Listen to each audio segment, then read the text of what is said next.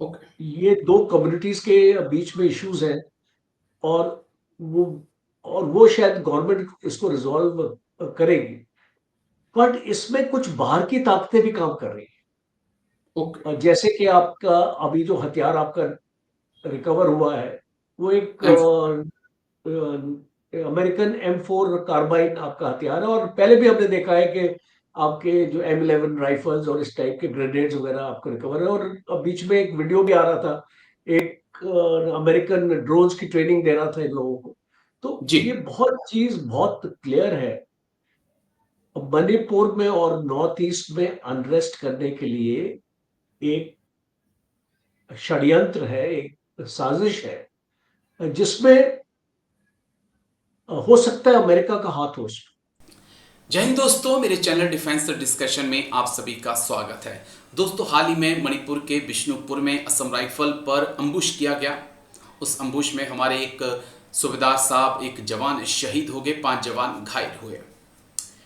उसके बाद असम राइफल ताबड़तोड़ एक्शन जो है वो मणिपुर में, नॉर्थ ईस्ट में कर रही है। लेकिन इस बीच एक बड़ी चौंकाने वाली खबर सामने आई कि M4 राइफल कुछ लोगों के पास बरामद हुई। उसका अम्युनिशन M4 राइफल का जिक्र इसलिए जरूरी है क्योंकि M4 राइफल का निर्माण अमेरिका करता है, अमेरिका की आर्मी इसका इस्तेमाल करती है। अब ये M4 राइफल मणिपुर कैसे पहुंची, माफ करिए मिजोरम कैसे पहुंची, क्योंकि माफी चाहूंगा, इसकी ये जो बरामद की गई है मिजोरम में बरामद की गई है।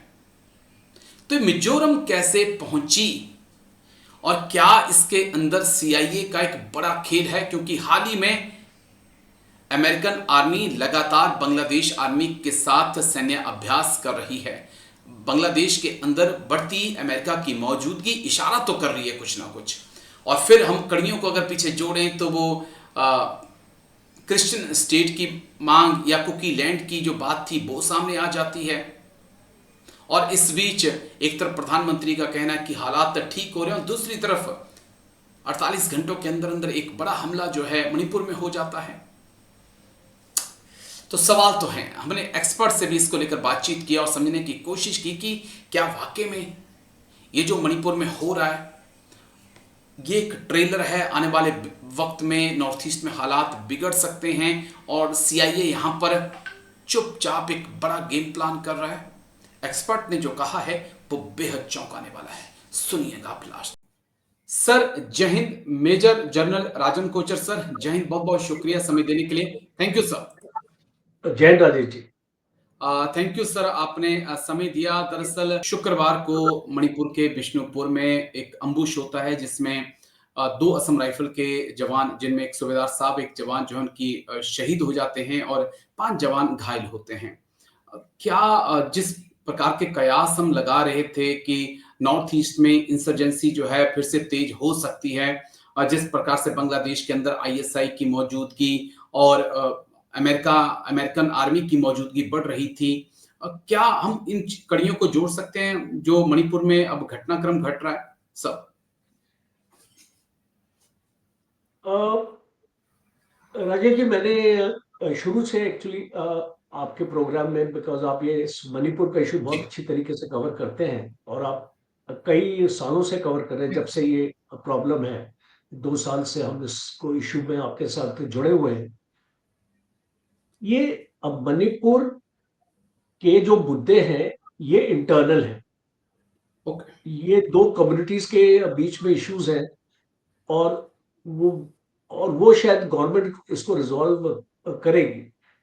बट इसमें कुछ बाहर की ताकतें भी काम कर रही ओके। हैं। जैसे कि आपका अभी जो हथियार आपका रिकवर हुआ है, वो एक एम अमेरिकन M4 कार्बाइन आपका हथियार है। और पहले भी हमने देखा है कि आपके जो M11 राइफल्स और इस टाइप के ग्रेनेड्स वगैरह आपको रिकवर है। और अब बीच में एक वीडियो भी आ रहा था, एक अमेरिकन ड्रोन्स की ट्रेनिंग दे रहा था इन लोगों को।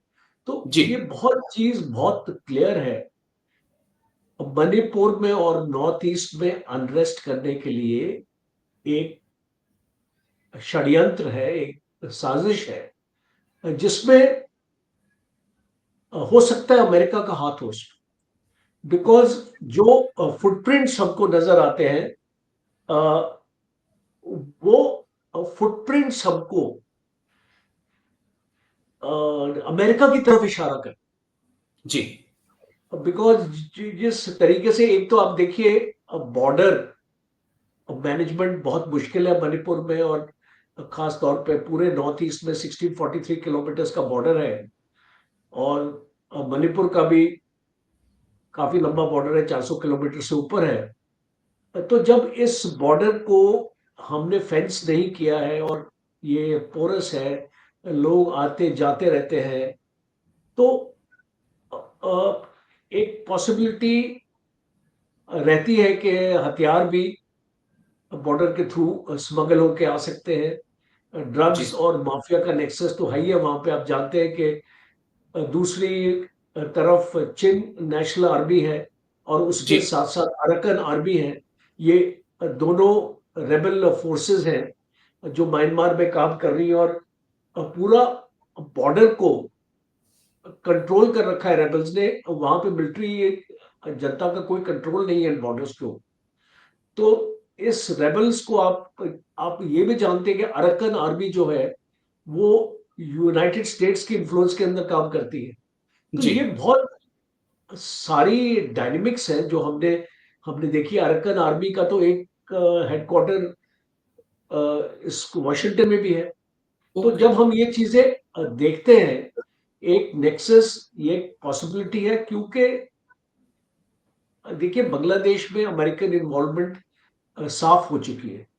जी और अभी अभी हमने अमेरिकन सोल्जर्स को भी देखा वहां पे, और वहां पे चिटागोंग में 120 करीब अमेरिकन सोल्जर्स आके अपनी ट्रेनिंग कर रहे हैं, प्रैक्टिस कर रहे हैं। और अमेरिका का इंटरेस्ट म्यांमार में भी है, और वो चाइना का इंटरेस्ट वहां पे कम करता। तो ये एक जियो पोलिटिकल सिचुएशन हमारे नेबरहुड में इमर्ज होके आ रही है। और इसीलिए हम मणिपुर में भी देखते हैं कि ये जो हथियार है वो इस टाइप के। अब देखिए, जब एक बार प्राइम मिनिस्टर आए वहां पे, जी और प्राइम मिनिस्टर ने प्रॉमिस किया कि हम सारे आपके प्रॉब्लम्स को दूर करेंगे, मुद्दे दूर करेंगे, जो लोग रेफ्यूजी कैंप्स में हैं वो वापस चले जाएंगे, और इसकी कोशिश हो रही है।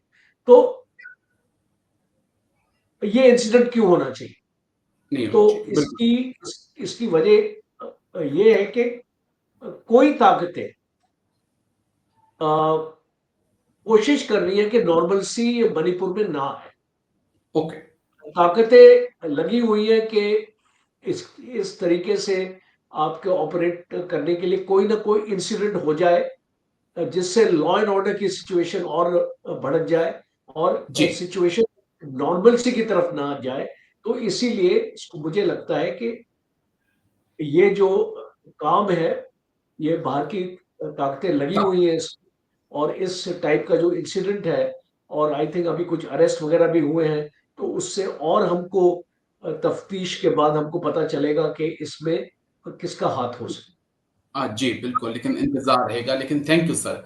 Major general Rajan Kochar sir, आप आए और इस मुद्दे पे बात रखी। Thank you sir. जय Hind, take care sir. Thank you sir, thank you. है। धन्यवाद, थैंक यू।